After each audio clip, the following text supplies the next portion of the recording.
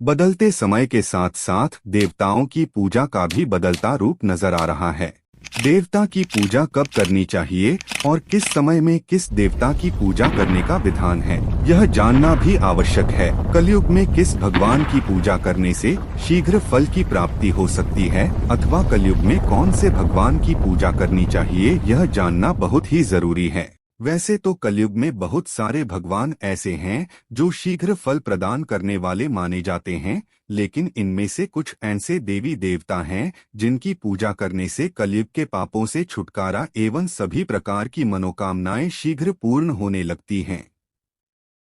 कलयुग केवल नाम अधारा, सुमिरी सुमिरी भव उतरहिन पारा।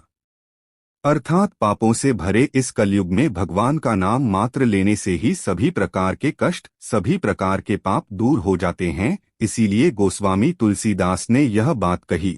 कलयुग के देवता के रूप में बाबा महाकाल के विभिन्न अवतार जैसे कि बाबा भैरवनाथ, एकादश रुद्र के रूप में श्री हनुमान जी, भगवान शंकर के अवतार श्री शनि देवता आदि माने जाते हैं। इस कलयुग में 7 देवता आज भी मौजूद हैं।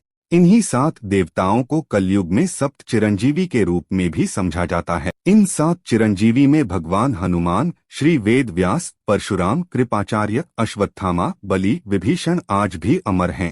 कलयुग के इन 7 देवताओं को सप्त चिरंजीवी भी कहते हैं। इन सभी 7 देवताओं में श्री हनुमान जी विशेष सिद्धिदायक माने जाते हैं। कलयुग में सबसे बड़े देवता महाकाल हैं। महाकाल के विभिन्न अवतार जैसा कि हनुमान, भैरवदेव, शनिदेव आदि कलयुग में सबसे बड़े देवता माने जाते हैं। कलयुग में कौन से भगवान की पूजा करनी चाहिए?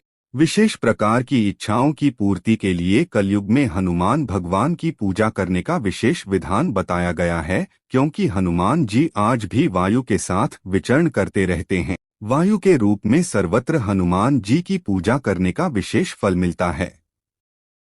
भगवान हनुमान जी की पूजा करने के लिए कुछ विशेष नियमों का पालन करना बहुत जरूरी है।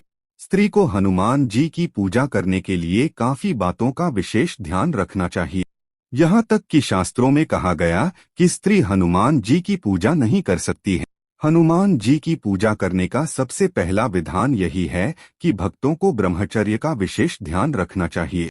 मानसिक ब्रह्मचर्य, शारीरिक ब्रह्मचर्य आदि सभी प्रकार से पवित्र होकर इस कलयुग में शीघ्र मनोकामना की पूर्ति के लिए हनुमान जी की पूजा करने से विशेष फल मिलता है। हनुमान जी की पूजा करने का विधान। पुरुष और स्त्री दोनों के लिए हनुमान की पूजा करने के अलग अलग नियम हैं। विशेष परिस्थिति में स्त्री पवित्र होकर हनुमान चालीसा, बजरंग बाण आदि का पाठ कर सकती है। वहीं दूसरी ओर पुरुष भगवान हनुमान जी की साधना भी कर सकता है और सुंदरकांड का पाठ करना भी सिद्धिदायक माना जाता है। भगवान हनुमान को राम गुणगान करना बहुत पसंद है। हनुमान जी की कृपा प्राप्ति के लिए श्री राम स्तोत्र का पाठ करना भी अभीष्ट है।